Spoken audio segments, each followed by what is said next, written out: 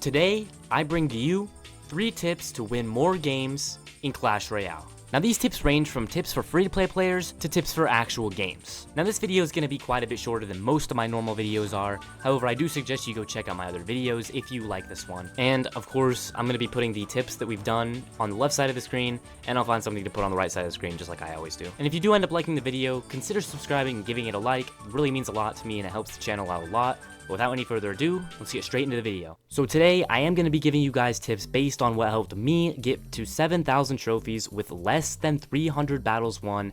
And you can see I also have less than 50 losses on this account, which is pretty insane actually. The stats are really good for being free to play. Which brings me to my first tip, which is you guys need to choose one deck, play with it the most, and level that deck, especially if you're free to play. Picking just one deck to level from the beginning, or from at least like 4,000 trophies, is definitely the strategy, because you can't level multiple decks free to play like at all, bro. It's impossible because you have to spend money if you want to do that. Now, if you guys are looking for a deck and you don't know what to choose to actually level up, depending on your trophy range, go back and check out my previous videos. I showed off multiple decks and they're all really good. Some are no skill, some are high skill, so you guys can choose. However, my personal favorite would either be the Electro Giant deck or the Recruits deck. Neither of those take any skill, and if you just choose it and level it up, I promise you guys, you will actually gain trophies. And here, as you can see, this is the Recruits deck that I chose to do on my mini account, which actually did get level 15 recruits, which I was able to get for free from a lucky drop. And then the rest of the cards aren't really great levels. I mean, for being in 7,000 trophies, they're not great. Most people have all level 13s at this point. But as you can see, just playing good will get you a lot of trophies. And this is not really a high skill deck, so you don't have to learn it. But I'm saying, if you guys do just pick like one deck, even if it's a no skill deck and you get really good at that deck, it'll push you guys to 9,000 trophies, especially if that's the only deck you play. You play it super good, better than anyone else. Like, it'll just be a breeze. You guys will win so many games. Now, if you're picking a homemade deck or something, you know, kind of weird off meta, I'm not saying you can't make it to Ultimate Champion. However, if you are trying to do that, I would definitely recommend picking a meta deck, because that is going to carry you the farthest, and then getting really good at that meta deck. One meta deck that has still been meta and has been meta for like forever is just classic log bait, which I'll show later in the video because I used it for one of my other tips, because it's a really good deck. That's going to be it for the first tip, kind of a shorter tip, I guess. This is just really a good tip because I made the mistake on my main account of leveling up a whole bunch of different cards like Hog Rider, Elite Barbarians, and E-Giant, for example. That's just a couple to name them. But none of those cards synergize well at all, and if I would have like leveled up something just for an E-Giant deck, or leveled up my cards just for a Hog Rider deck, I probably could have gotten a lot more trophies a lot quicker, and then not had to waste so much time trying to win games with cards that just don't work together. So for our next tip, it's going to be more of a gameplay based tip, and that's going to be don't overcommit. Now that's a little bit easier said than done, and I'm going to show you guys what I mean by that by playing some games of Splash Yard, which if you overcommit with can be really sketchy on defense and can end up losing you the entire game. Oh, and by the way, I'm doing this in the casual battles where it's all level 11 just because my levels weren't high enough to do it in ladder or anything important.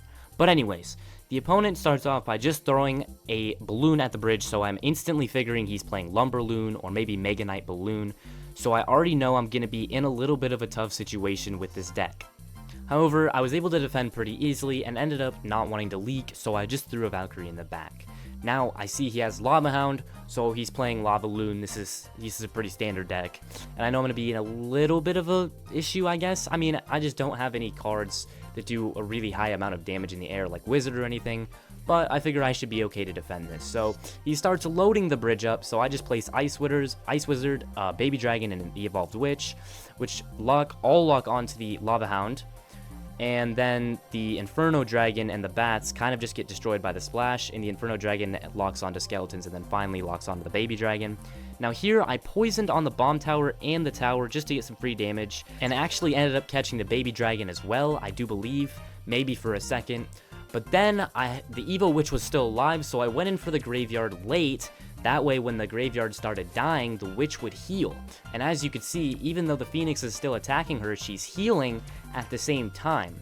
Then I lag out, because, yeah, of course I would lag out, right? And then it finally resumes. He plays Minion Horde, and I end up with a little bit of damage, but I'm not low on elixir, so that's a plus. We were able to just get some free damage. I did accidentally play the baby dragon, which was really bad because he could just defend it. I figured that the minion horde was going to kill it, but the lag kind of still had me like messed up.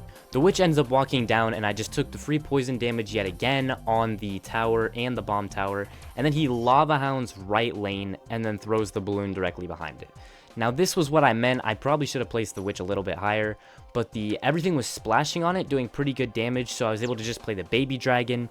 And then obviously I had quite a bit of elixir after this because everything is just sitting there not taking damage but doing damage. I went in for the graveyard right away because that was going to 1, heal the Evo Witch, and then 2, I was able to place the poison to get not only the baby dragon but also the bomb tower and the normal tower to get a bunch of damage off. This kind of ended up evening out the towers, which then allowed me to push whatever side I wanted. He ended up going balloon left lane again because... Actually, I don't know why he went balloon left lane. I guess he thought it was a good idea lane switch as well.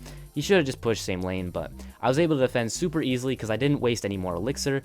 And then I directly went in for another poison and then a late graveyard after that baby dragon was distracted. And then he played Phoenix. The Ice Wizard tanked for just enough time that the skeletons were ahead of the attack rate of the tower and ended up winning me the game just like that.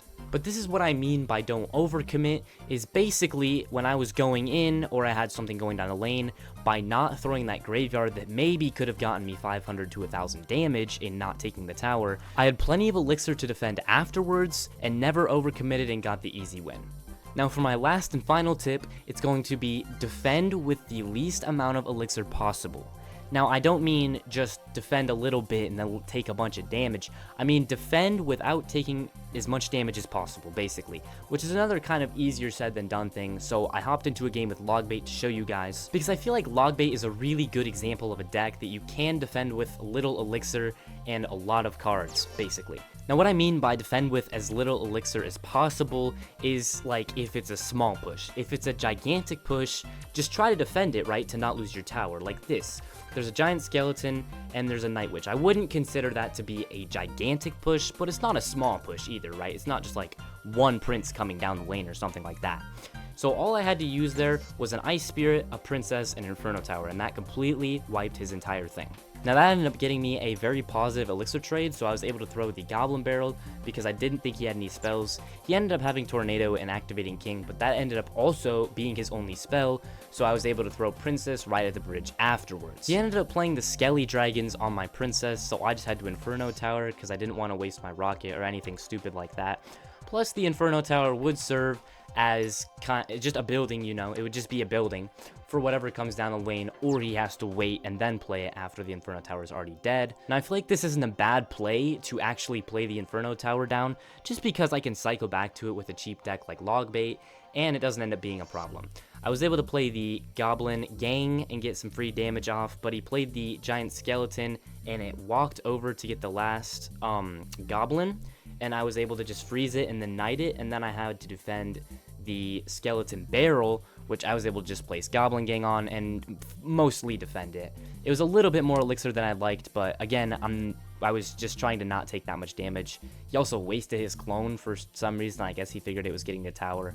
But then as the princess walked up to the bridge, he played the Skelly Dragons again. So I just tanked a little bit of damage so that I could save the Inferno Tower for the Giant Skeleton next time. Since obviously he's evening the towers out and they're only getting one hit each, it's not really that big of a deal. But then I went in for the Goblin Barrel. I could have probably played the Evolved Knight, but the Skeleton still would have kind of taken out the Goblins, so I just decided against it just to be safe. But then it turned to double elixir, and I was able to rocket his Night Witch super easily, which was really good because it got rid of the bats entirely. I didn't have to worry about the bats, which when pushing with a big troop can kind of be an issue. Then I Inferno Towered because I know he only has the Tornado, which is not going to take that out. Like if he had Fireball, I probably wouldn't have done that. But then he placed the Skeleton Barrel again, and it just landed on the Inferno Tower. That's why I say it's a good play to do that, just because the Inferno Tower is gonna bring stuff like that over. Win conditions, any win condition. It could be a win condition that maybe doesn't need to be brought over, but regardless, I was able to Fireball the Night Witch again, but it didn't actually catch the Giant Skeleton. So I low Inferno towered and then just waited because he cloned it all and put a bunch of stuff down. And then I logged all the skeletons, or as much of them as I could. And then I knighted a little bit late on the cannon cart, which is slight but unfortunate because the cannon cart actually did connect and get a bunch of damage on my tower, which is why it's super crucial that you get your defense on lock, just in general. But then he plays the Skelly Dragons again. I'm like, I'm not doing anything for that. I'm just going to wait a second.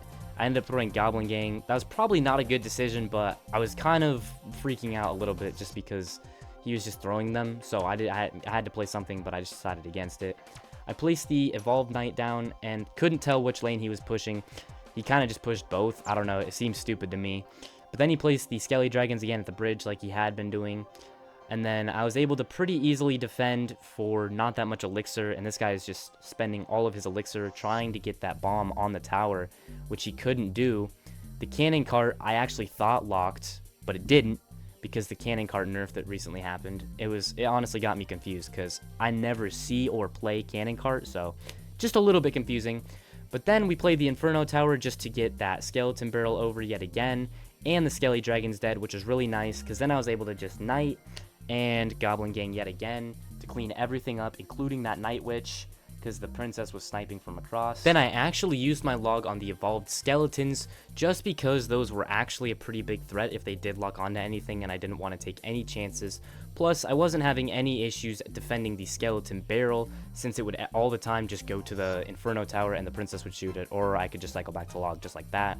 I started the rocket cycle on his tower because it was pretty clear that with that tornado I wasn't going to get more than one goblin hit per goblin barrel. So I just started cycling the rocket, getting Inferno towers down, and basically wasted enough time for him to not be able to win. And that was how I was able to win really easily with this log bait deck. If I had higher levels, I would totally be doing it in like ladder or even just on Trophy Road. But because I didn't, I have to do it in this. And it's still a good example because this is the levels that tournaments are at and whatnot. But yeah, I just got the defense on log apart from that one cannon cart connection that was really unfortunate. I thought the log knocked it back, but it apparently didn't. And that was the only reason I took a lot of damage. Otherwise, he wouldn't have had more than 500 damage on my tower, if even that. But yeah, that is going to wrap it up for this video. It is a pretty short video. And even though if some of these tips seem like they may not help you right now, eventually you'll be playing a game and it'll hit you and you'll realize like, oh, I remember he said this in that video a long time ago I watched. I don't remember who it was. I don't remember anything. But then you'll remember the tip. And that's just why I'm out here sharing it, because after you play a little bit, get used to your deck and whatnot, these are really helpful tips, and these are actually what helped me get to 7K, no joke, on my alternate account. I think I'm going to get a third account there eventually. I don't know. I think I want to try to get both my main accounts, I guess, basically both of them at this point, to 9K first, because I'm not even there yet. But yeah, basically, if you want to see any of the brain dead decks or the skill decks that I was using, just go check out my previous videos. And as always, if you enjoyed the video, let me know below. I love the feedback. Thank you for watching. Peace out.